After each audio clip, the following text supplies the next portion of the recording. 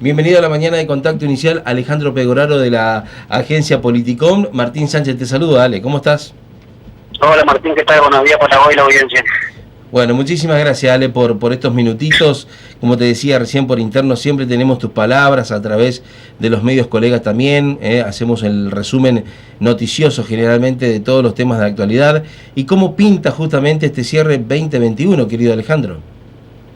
Bueno, en la provincia del Chaco hay diferentes indicadores que algunos son alentadores y positivos y otros siguen siendo un poco negativos y pesimistas, ¿no? En términos generales, el Chaco termina este año con un nivel de actividad económica que está intentando crecer, sobre todo en algunos sectores como por ejemplo la construcción, que es de alguna manera la gran figura este año en la provincia, ¿no? Porque se incrementó el empleo en el sector de la construcción, se incrementó el salario, se incrementaron la cantidad de empresas que están operando actualmente. Y, por ejemplo, hay algunos indicadores dentro de lo que tiene que ver con la construcción, como el consumo de cemento, por ejemplo, en donde el Chaco tuvo un año récord en su historia, ¿no? Entonces, de alguna manera, la figura principal, la cenicienta de este 2021 en el Chaco fue la construcción en términos económicos, ¿no? Después tenemos, por supuesto, que otros sectores u otras actividades donde todavía se está haciendo un poco más pesada la recuperación, como por ejemplo el sector comercial, en donde el empleo, si bien mostró un pequeño avance en el último dato disponible respecto al empleo, siempre hablando de empleo formal, en blanco, ¿no? En el sector del comercio, naturalmente el problema de los salarios y de la inflación y por ende la caída del poder adquisitivo de la gente también complica el sector comercial, porque si la gente no tiene cómo consumir, por supuesto que la actividad se resiente. Y justamente la cuestión del salario es una de las cuestiones un poco negativas este año en la provincia, porque si bien el salario, por ejemplo, los agentes públicos va a terminar el año con un porcentaje de incremento un poquitito por encima de la inflación, cosa que es una buena noticia, los privados no tienen la misma suerte, ¿no? Los trabajadores privados van a terminar el año otra vez con una caída de su salario. Y naturalmente esto es problemático no porque suceda este año, sino porque hay años de arrastre en donde el salario viene cayendo contra la inflación, y naturalmente eso resiente el poder de compra de la gente, ¿no? Uh-huh. Entonces, para hacer como un juego de extremos, algunos sectores de la actividad, como te decía, el Chaco anduvieron muy bien en la economía provincial, como la construcción, y otros que tiene que ver con, como te decía, con el sector comercial y con la cuestión de salarios y del poder de compra, todavía sigue siendo negativo, pero naturalmente el avance que hubo en el último trimestre permite de alguna manera pensar con algo más de optimismo lo que se viene para el 2022, que obviamente si no se resuelve el problema de la inflación en Argentina, siempre vamos a tener todo atado con el hambre, ¿no? Uh-huh. Así que un poco esa es la perspectiva que tenemos para el año que viene. Ale, te pregunto por sobre todas las cosas, vos que sos chaqueño igual que todos nosotros, esta perspectiva que estamos hablando para este año, ¿está medida también en valor dólar, en valor, digamos, de moneda extranjera? Porque recordemos que aquí el comercio local, la mayoría de ellos, sobre todo aquellos que venden productos de importación o productos de electrónica, lo que fuera, siempre lo tasan justamente a valor de moneda extranjera. Y sobre todo, bueno, teniendo en cuenta hoy por hoy los precios, la gente lo que aprovecha mayormente son los días de promoción para ir y comprar con tarjeta de crédito. ¿Ese punto de vista lo tienen analizado desde tu agencia? Sí, por supuesto que, a ver, el problema del dólar en Argentina es prácticamente estructural y siempre tenemos algún problema que agrava el problema que ya teníamos antes en relación a eso, ¿no? Hoy en Argentina conviven diferentes tipos de cambio y eso te da la pauta del desequilibrio que existe en Argentina por eso. Entonces, mientras hay un dólar oficial que encima está cargado de impuestos cuando uno lo quiere acceder o al billete o al consumo de algún bien o servicio que esté cotizado en dólares, también tenemos el blue, tenemos el dólar que se le paga a los importadores, tenemos un dólar que debemos pagar si sos importador. Entonces, todo ese desfasaje, ese equilibrio, lo que termina generando es un impacto negativo, porque como vos bien decís, la industria, el comercio mismo, importan bienes, pero cuando vos tenés que ponerle un precio, se hace muy dificultoso para hacer un criterio único para eso. Entonces, finalmente todo termina como última medida, termina en una concesión puesta echándola de blue, que naturalmente es el más caro de los que están en el mercado, digamos. Entonces, eso por supuesto que impacta también en los precios.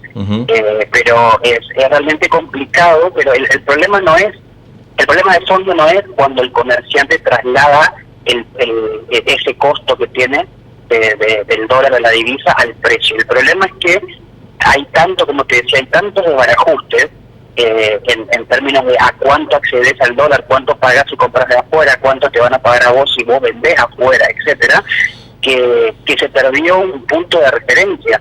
Y ante la pérdida del punto de referencia, naturalmente se inclina siempre a tomar el valor más alto para vos, de alguna manera, resguardarte de la situación. Entonces, eso, obviamente, como te decía, desequilibra completamente al sistema de precios, que de hecho en Argentina hay dos problemas. Hay un problema que es de inflación, es decir, de suba de precios, y el otro problema es de distorsión de precios. Seguramente vos, cualquiera que nos está escuchando, fue al supermercado hace una semana, sí. y en un supermercado conseguí, tanto un ejemplo, ¿no? Conseguí la yerba, el kilo de una marca determinada a 400 pesos, igual otro sale 600 o 550. Hay una distorsión de precios que está generada también por esto que te decía antes, ¿no? Porque independientemente de la importación o no, también el sistema de precios está afectado por la cuestión del dólar y por un montón de desfasajes de la macroeconomía argentina que hoy te impide tener certeza del futuro, ¿no? Exactamente. Ale, este año también ha sido un año electoral, un año donde se ha pujado muchísimo, digamos, las contiendas tanto para los dos poderes más mayoritarios de la Argentina y sobre todo de nuestro Chaco, desde el Frente de Todos o de Chaco Cambia, siempre han traído la dualidad, digamos, en esta puja y no tanto los partidos menores. ¿Cómo cierra justamente, según tu visión, este año político, o cuál es el político con mejor imagen, o según tu perspectiva también, cómo va a estar también el año 2022, un año que va a ser sumamente de consenso debido a que en la Cámara de Diputados a nivel nacional están muy paritarias, digamos, en lo que tiene que ver con iguales cantidad de integrantes, como también aquí en la provincia del Chaco? Bueno, en primer lugar, este año creo que fue un año de un enorme aprendizaje, sobre todo para la dirigencia política en términos de elecciones. Recordaremos que en la PASO, de acá en la provincia del Chaco, el frente que lidera el radicalismo, el Chaco Cambia, pegó un batacazo en las PASO, ganando con bastante comodidad la elección, pero después en la general hubo un repunte y una remontada del oficialismo. ¿Cuál es la enseñanza, creo yo, de fondo? En primer lugar, cuando se analizaron los datos de la PASO, muy poca gente tomó en cuenta que la oposición había tocado un techo en términos de porcentaje de votos, mientras que el oficialismo, aún perdiendo, le quedaba mucho margen para crecer, sobre todo por gente descontenta, por gente que estaba de alguna manera como decepcionada y por gente que quizás estaba buscando apoyar al oficialismo pero no tenía respuesta de ese lado. ¿Qué pasó para la PASO? El oficialismo se puso un poco más en modo campaña, sobre todo el gobernador, ¿no? como jefe de campaña, como figura central, y empezaron a encontrar todos esos descontentos y después eso le logró la remontada final. ¿Cuál es la lección, me parece a mí? Primero, que nunca tenés que dormirte en los laureles de las PASO, que me parece que al radicalismo un poco le pasó, si bien había tocado un techo, también creo yo que se durmieron en los laureles. Y en segundo lugar, bueno, en línea con eso nunca hay que subestimar el poder de fuego, primero de un oficialismo y segundo de un animal político como esta Tutanich. Uno puede estar de acuerdo o no con su gestión de gobierno, eso cada uno lo va a analizar, pero nadie puede ver que el tipo es un animal político, y que en este tipo de situaciones lo demuestra, y al mismo tiempo eso genera también una propia debilidad en el oficialismo, porque estamos viendo que el único que tracciona realmente es el gobernador. Entonces eso le va a traer un problema de sucesión también, que es algo que se viene hablando hace muchísimo tiempo. Eso por un lado. La batalla legislativa para el año que viene acá en la provincia me parece que va a tener una paridad no demasiado distinta a la que tiene hasta ahora. ¿Por qué? Porque si bien el radicalismo ganó un diputado más respecto de lo que renovaba y el oficialismo perdió, Recordemos que la tercera fuerza del 2017 fue Aurelio Díaz, que nunca jugó en bloque ni con el PJ ni con la UCR, y ahora entró como tercera fuerza un diputado, obviamente de identidad peronista, que si bien va a marcar su propia agenda junto con su compañero de bloque, el oficialismo tiene un margen más de negociación para poder jugar en bloque. Entonces se agranda la posibilidad de los aliados, naturalmente en alguna elección clave. Entonces, si bien va a seguir habiendo una paridad bastante importante y que va a requerir de un trabajo, sobre todo la presidencia de la Cámara, bastante arduo para lograr consenso, no creo que cambie demasiado la dinámica en términos justamente de la negociación. Va a ser muy interesante realmente observar más que la negociación entre oficialismo y oposición dentro del oficialismo mismo, porque ahora con el cambio de presidencia de la Cámara, con un poco el repunte o la reaparición del gustavismo tomando protagonismo en la batalla legislativa, ¿no?, a través de la presidencia de la Cámara, naturalmente también va quizás a desnudar algunas internas propias del oficialismo o las va a fortalecer, hay que ver, ¿no?, cómo sucede. Pero me parece que el punto interesante a ella y a seguir durante el año va a ser un poco eso. Ale, también en ese punto, ¿vos creés que firmar con el acuerdo con el Fondo Monetario Internacional finalmente va a traer un poco de paz política? Como si vos, la batalla legislativa va a mermar un poquito, por lo menos en esta próxima temporada. Yo creo que el acuerdo por el fondo pasa por otro lado. Por supuesto que va a estar o va a ser una bandera de batalla en las cámaras, sobre todo a nivel nacional, pero lo verdaderamente importante como del acuerdo con el fondo es que te va a determinar o delimitar, dependiendo cómo sea el acuerdo, cuál va a ser el programa económico del gobierno. El acuerdo es necesario. Quien dice que no es ingenuo o tiene algún interés de fondo para que no haya un acuerdo. No tiene que ser necesariamente hoy el acuerdo, ¿no? Puede ser debatido, podemos de alguna manera esperar un primer semestre del 2022 en diálogo y negociación antes de cerrar el acuerdo, pero es necesario para la Argentina, porque primero, los mercados están mirando el país para ver de qué manera reacciona contra eso. El país necesita financiamiento externo, por lo tanto es una condición casi necesaria es lograr un acuerdo con el fondo, y todas las variables macroeconómicas que son estas que la oposición criticó en el presupuesto que rechazó para el año que viene, todas estas proyecciones de la macro, ya sea tipo de cambio, ya sea inflación, ya sea estimación de crecimiento del PBI, etcétera, van a estar naturalmente condicionadas a lograr un acuerdo con el fondo. Y además, algo de lo más importante incluso, es que el programa económico del gobierno va a estar limitado de alguna manera, o va a estar determinado en función si tiene que ejecutar los pagos el año que viene, tal como estaba acordado en el calendario original, los pagos de devolución al fondo, o si justamente va a haber ahí una reestructuración de los mismos que alivian el peso del pago de la deuda. La Argentina hoy es un país que tiene enormes dificultades de acceso a los dólares, y que necesita justamente para hacer frente no solamente a la deuda, sino también a las inversiones que el sector productivo requiere, y naturalmente un programa económico que tenga como